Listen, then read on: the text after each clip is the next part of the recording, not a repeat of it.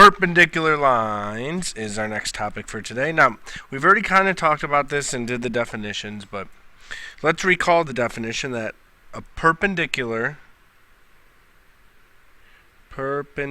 lines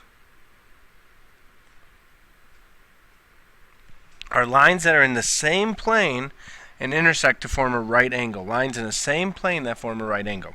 Now, there's really three aspects of a perpendicular line we want to look at today. And the first one kind of asks this question. It says, name the shortest segment from point J to line GI. So we have point J here and line GI here. And what I'm asking is, if you were to on point J, if you were standing there and you were to walk to GI, would you walk this way, or this way if you were trying to get there the fastest? Now, just from the naked eye, you could probably tell that this direction is probably the shortest distance. Okay, and you're exactly right. To get from point J to line GI, the shortest distance would be line HJ. Alright, line segment HJ, which is right there. Now, the second part says, write and solve an inequality comparing the lengths of HJ to IJ. Now, we just said that HJ is the shortest distance to the line, so we would have to say 11 is smaller than x plus 4. So 11 would have to be less than x plus 4, which makes sense. Alright, so that's an inequality that represents that. So let's conclude our first theorem today. And the first theorem states that the shortest segment from a point to a line is perpendicular to that line. Alright? And that's true for everything. Think of if you're running a sprint, okay? If you're running down a football field, you don't want to zigzag, you don't want to go diagonal, you want to go straight to where you need to be, straight to the end zone. Alright? So that's our first theorem. The shortest segment from a point to a line is perpendicular to that line. Our second one says, given line N is parallel to line P, so N and P are parallel, and N is perpendicular to Q, so here's Q, we're perpendicular. What is the relationship between P and Q? So if they're parallel, we know they're going at the exact same rate, so it says, what is the relationship between P and Q? Well, we would know that if you're parallel and you cross here at a 90, this one's moving exactly the same, so it's going to cross this line at exactly 90 as well. So our conclusion is, if you have parallel lines, so if we have parallel lines, that's the parallel sign, if we have parallel lines, okay, and you're perpendicular to one, then you're perpendicular to both.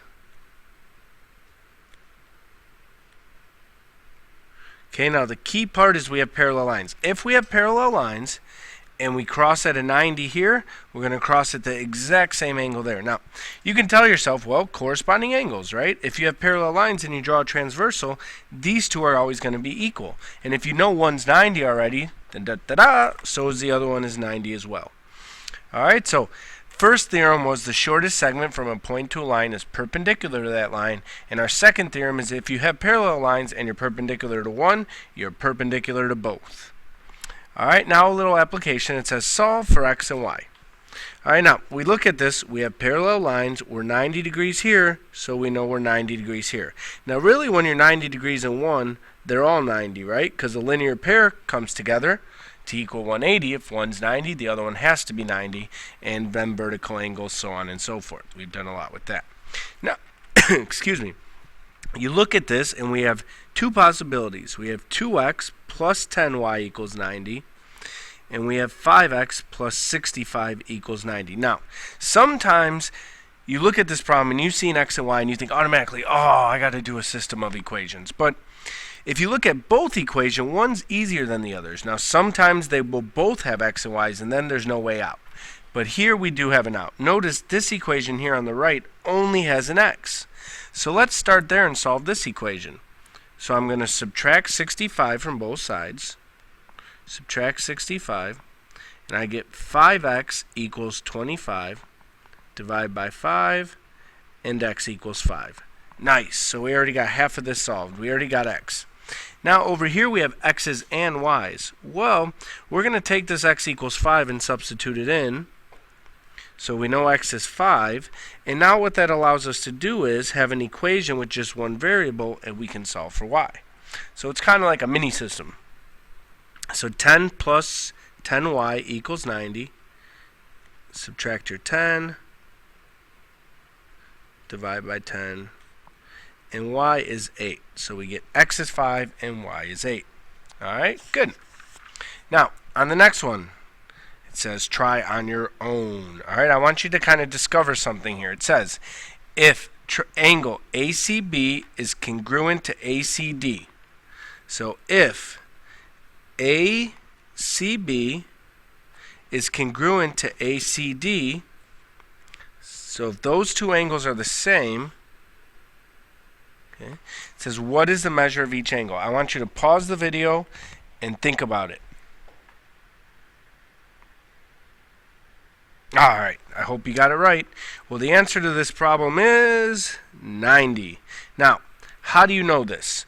Well, we know we have two angles congruent, right? So we know they're exactly the same, and together they make a straight line. So if two angles have to be exactly the same, right, and they have to equal 180, okay, there's only one possibility.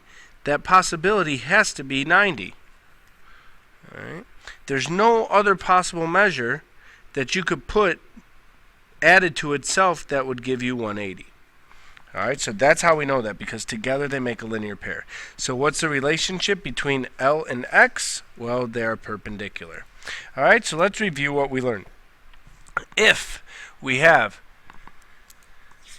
two lines, okay, the shortest distance from a segment to a point on that line is perpendicular to that line. Second, we said if you have parallel lines and you're perpendicular to one, you're perpendicular to both. And now our third theorem says here that if you have a straight line and you have two lines that are congruent, they have to be 90, which means you have to have perpendicular lines. So those are the three main topics. See you later.